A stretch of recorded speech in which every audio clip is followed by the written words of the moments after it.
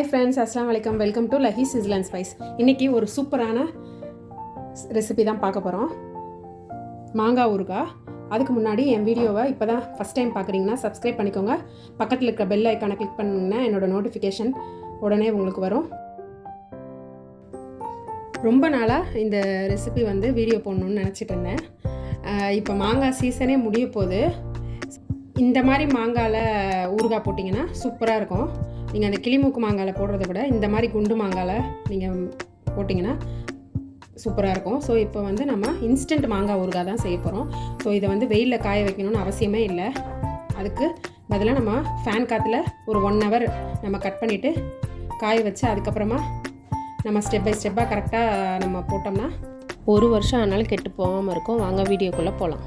இப்போ நம்ம மாங்காவை கட் பண்ணி எடுத்துக்கலாம். கட் பண்ணிவிட்டு நம்ம தட்டில் அதை 1 hour ஃபேனில் காய வச்சுக்கலாம். ஸோ இப்போ பாருங்கள்,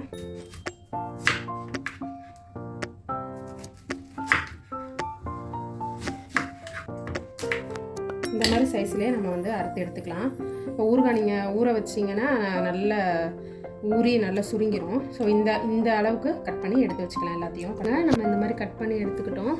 இப்போ இதை ஒரு இந்த மாதிரி அகலமான தட்டில் நம்ம இதை காய வச்சுக்கலாம். இந்த மாதிரி நீங்கள் 1 hour ஃபேனில் காய விட்டுக்கோங்க. இதை வெயிலில் காய வைக்கணும்னு அவசியமே இல்லை. நம்ம இந்த மாதிரி கூட இன்ஸ்டண்ட்டாக செய்யலாம். இப்போ இந்த மாங்காவை நம்ம ஒரு பெரிய கண்ணாடி பவுலில் ட்ரான்ஸ்ஃபர் பண்ணிக்கலாம்.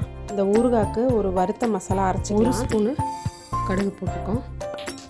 அது கூட 1/2 டீஸ்பூன் வெந்தயம். இது ரெண்டையுமே நல்லா பொன்னிறமாக வறுத்து எடுத்துக்கலாம். வெந்தயம் கலர் சேஞ்ச் ஆனதுக்கப்புறம் ஆற வச்சு நம்ம மிக்சியில் பவுட்ரு பண்ணி எடுத்து வச்சுக்கலாம். இப்போ பாருங்கள், வெந்தயம் நல்லா கலர் சேஞ்ச் ஆகிடுச்சு. இப்போ கேஸ் ஆஃப் பண்ணிவிட்டு இதை நம்ம ஆற வச்சு அரைச்சி வச்சுக்கலாம். இப்போ நம்ம எடுத்து வச்சுருக்க உப்பு,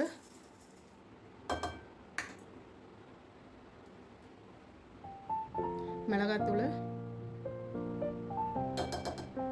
சேர்த்துட்டு கொஞ்சோண்டு ஆயில் விட்டு நம்ம இதை கலந்து எடுத்துக்கலாம்.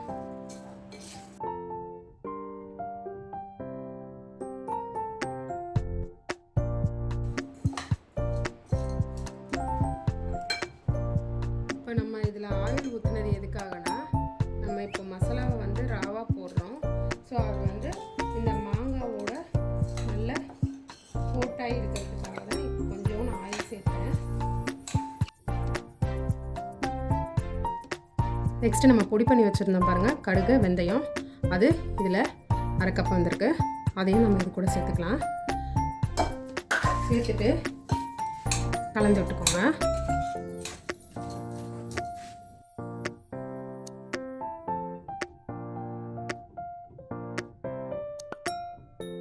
இப்போ இந்த ஊறுகாவை நம்ம தாளிச்சிக்கலாம். இப்போ கடாய் சூடானதுக்கப்புறம் 1 கப்பு நல்லெண்ணெய் எடுத்து வச்சுருக்கேன். அதை நம்ம இதில் ஊற்றிக்கலாம். நம்ம எண்ணெய் எவ்வளோ ஊற்றுறோமோ அவ்வளோக்கு எவ்வளோ கெட்டு போகாமல் இருக்கும். ஸோ நான் இன்றைக்கி அதிகமாக தான் எண்ணெய் சேர்த்துருக்கேன். நீங்களும் இதே அளவு சேருங்க, கரெக்டாக இருக்கும். கடுகு நம்ம 1/2 டீஸ்பூன் சேர்த்துக்கலாம். இப்போ எண்ணெய் நல்லா சூடாகணும். காஷ்மீரி சில்லி, பெருங்காயம் 1 டீஸ்பூன், 1/2 டீஸ்பூன் மஞ்சத்தூள். இதெல்லாம் நல்ல எண்ணெய் சூடானதுக்கப்புறம் நம்ம ஸ்டவ் ஆஃப் பண்ணிவிட்டு நம்ம எடுத்து வச்சுருக்க பொருட்கள்லாம் சேர்த்துக்கலாம். மஞ்சத்தூள் சேர்த்துக்கலாம். அது கூட பெருங்காயம்,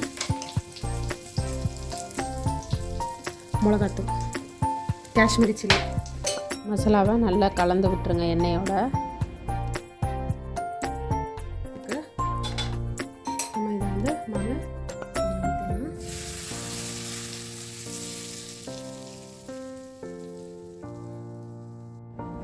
இப்போ இதை ஊற்றிட்டு நல்லா மிக்ஸ் பண்ணிக்கோங்க.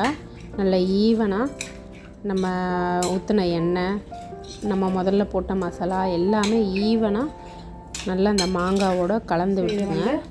நம்ம ஒரு 4 to 5 days கழித்து பார்த்தோம்னா நல்லா எண்ணெய் மதக்க நல்லா சூப்பராக வந்துடும். பாருங்கள், நம்ம ஊறுகாய் ஒரு 5 டேஸ்க்கு நான் அப்படியே விட்டுட்டேன். பாருங்கள் எவ்வளோ சூப்பராக நல்ல எண்ணெய் மிதக்க நம்ம ஊறுகாய் ரெடி ஆயிடுச்சு. பாருங்கள், நம்ம செஞ்சு வச்ச ஊறுகாய் சூப்பராக ரெடி ஆகிடுச்சு. பாருங்கள், இது நான் 5 நாள் கழித்து தான் ஓப்பன் பண்ணியிருக்கேன். பாருங்கள் எவ்வளோ அழகாக எண்ணெய் மிதக்க இருக்குது. பாருங்கள், நம்ம ஊற்றின எண்ணெயெல்லாம் இந்த மாதிரி மேலே மிதந்து வந்துச்சுன்னா நம்ம கரெக்டான பக்குவத்தில் இந்த ஊறுகாய் செஞ்சுருக்கோன்னு அர்த்தம். நீங்கள் பார்க்கும் போதே தெரியும். நான் முன்னாடி காட்டினதுக்கும் இப்போது இந்த 5 நாள் கழித்து நான் இந்த மாதிரி காட்டுறதுக்கும் உங்களுக்கு டிஃப்ரென்ஸ் தெரியும். பாருங்கள், நல்லா ஊறி நல்ல எண்ணெயெல்லாம் நல்ல மேலே மிதந்து இருக்குது. பாருங்கள், இதுதான் கரெக்டான பக்குவம். இந்த மாதிரி இருந்தால் நம்மளுக்கு ஊறுகாய் கெட்டே போகாது. இந்த மாதிரி கண்ணாடி ஜாரில் நீங்கள் போட்டு வச்சிங்கன்னா ரொம்ப நாளைக்கு ஊறுகாய் நல்லாயிருக்கும். வாங்க நம்ம இதை கண்ணாடி ஜாரில் ட்ரான்ஸ்ஃபர் பண்ணிக்கலாம்.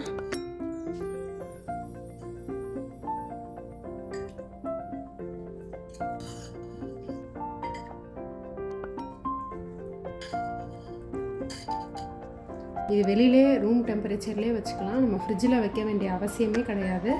நம்ம ஸ்டீல் ஸ்பூனில் இதில் போடக்கூடாது, துரு பிடிச்சிரும். ஸோ இந்த மாதிரி ஸ்பூன் நீங்கள் போட்டுக்கோங்க. நம்ம ஊறுகாய் சூப்பராக ரெடி ஆகிடுச்சு.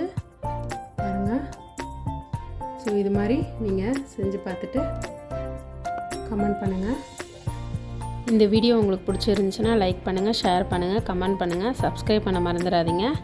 Thanks for watching. Bye.